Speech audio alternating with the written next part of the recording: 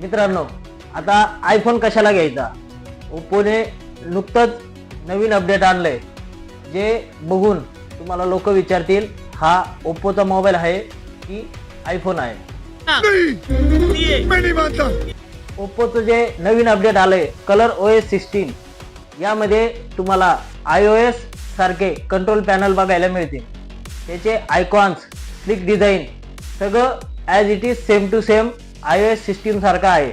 या अपडेटमध्ये ॲनिमेशन्स खूप स्मूथ आहेत आणि नवीन विडगेट्स, नवीन स्टाईल, नवीन AIचे फीचर्स आल्यामुळं हा अपडेट खूप प्रीमियम वाटतो.